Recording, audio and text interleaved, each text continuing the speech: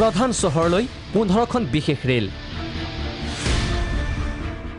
উত্তৰ পূবলৈ 2খন ৰেলৰ চলাচল লকডাউনৰ সময়ছোৱাত বহিৰাজ্যত আবদ্ধ লোকসকলৰ বাবে সাময়িক সকাহ ৰেলেৰে স্বগৃহলৈ যাত্ৰা কৰিব পাৰিব বহিৰাজ্যত আবদ্ধ লোকসকলে মঙলবাৰে বিয়লি 4:45 দিল্লীৰ পৰা ডিব্ৰুগড় অভিমুখে ৰাওনা ৰাজধানী এক্সপ্ৰেছ 1200 যাত্ৰী কঢ়িয়াই আনিছে প্ৰথম ৰেলখনে দৈনিক চলিব দিল্লী ডিব্ৰুগড় ৰেল যাত্ৰাত কি নিৰ্দেশনা মানিব লাগিব যাত্ৰীয়ে বিশেষ ব্যৱস্থা লোৱা হৈছে তেওঁলোকৰ মানে স্বাস্থ্য পৰীক্ষা ভালদৰে কৰোৱা হ'ব তেওঁলোকে ট্ৰেইনত উঠিলে তেওঁলোকে মাস্ক পৰিধান কৰাটো বাধ্যতামূলক আৰু ট্ৰেইনত যেতিয়া উঠিব তেওঁলোকে আৰোগ্য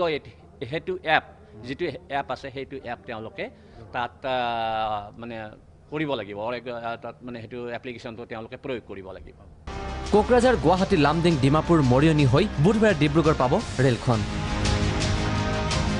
আনখন ৰেল 18 মেত আগৰতলাৰ পৰা দিল্লীলৈ চলাচল কৰিব সাপ্তাহিক হ'ব আগৰতলা দিল্লী ৰেল সেৱা যাত্ৰীৰ সুৰক্ষাৰ বাবে ভাৰতীয় ৰেল কৰ্তৃপক্ষৰ বিভিন্ন পদক্ষেপ ইয়াৰ পৰা আমি দেশৰ প্ৰধান চহৰসমূহলৈ আমি প্ৰায় 15খন ট্ৰেইন আজি নতুন দিল্লীৰ পৰা চলাচল আৰম্ভ হ'ব আৰু হেনেকুৱা ট্ৰেইন এখন আজি দিনৰ অৰ্থাৎ দিনৰ মানে আবেলি 4:45 নতুন দিল্লীৰ পৰা ডিব্ৰুগড় অভিমুখে ৰাওনা হ'ব সেইখন ট্ৰেইন অহাকালি এই গুৱাহাটী ৰেলৱে ষ্টেচনৰ সন্ধিয়া পাব আৰু এই গুৱাহাটী ষ্টেচন হৈয়ে এইবিলাক ট্ৰেইন ৰাওনা হ'ব ডিব্ৰুগড়লৈ পল্টন বজাৰ ৰেলৱে ষ্টেচনত বিশেষ তৎপৰতা উত্তৰ পূব সীমান্ত ৰেলৱে কৰ্তৃপক্ষৰ 7 সপ্তাহ ৰেল চলাচল বন্ধ হৈ থকাৰ পৰিপ্ৰেক্ষিতত নিতাল নিস্তব্ধ পল্টন বজাৰ ষ্টেচন নাই পূৰ্বৰ কোলাহল জনসমাগম চাফ চিকুণতাত ব্যস্ত চাফাই কৰ্মী ভাৰতৰ বিভিন্ন প্ৰান্তত আবদ্ধ হৈ থকা লোকসকলক নিজ নিজ ৰাজ্যলৈ অহাৰ সুবিধাৰ বাবে আৰম্ভ কৰা হৈছে ৰেল সেৱা কিন্তু এই সংকটৰ সময়ত শ যাত্ৰী কঢ়িওৱা ৰেলসমূহত ৰেলযাত্ৰীসকলে সম্পূৰ্ণ শাৰীৰিক দূৰত্ব